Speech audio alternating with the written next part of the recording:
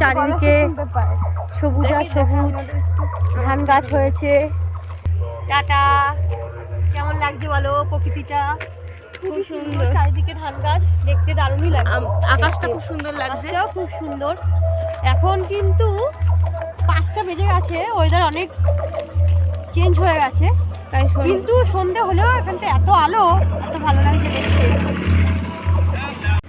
দেখো এটা কি সুন্দর, এটা তো ক্যানিং পার্ক, কি সুন্দর জল দেখো ওখান থেকে বেরোচ্ছে। দেখো এই দেখো, আবার জলের মধ্যেই যেন আমার ফোনটা না পড়ে যায়। এই দেখো ক্যানেল পাড়ের যে জল যাচ্ছে, সেখান থেকে একজন মাছ ধরছে, জাল ফেলেছে।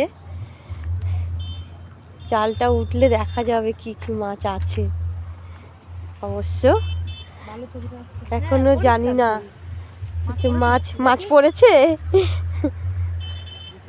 পড়েছে মাছ। দেখো কি সুন্দর দেখতে লাগছে, দারুণ লাগছে, দারুণ দারুণ অপরূপ প্রকৃতির সৌন্দর্য, যা আমাদের ওখানে নেই কিছুই।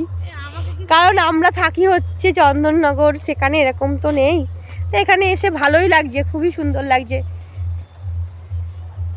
এই দেখো এগুলো সব গাটি কচু গাছ চাষ হয়েছে, কিন্তু এখন রাত্রির হয়ে গেছে, তোমাদের দেখাতে পাচ্ছি না কিছুই, নালে তোমাদের দেখাতাম। দেখো কি সুন্দর সব চাষ করেছে গাটি কচু গাছগুলো, দেখো এগুলো গাটি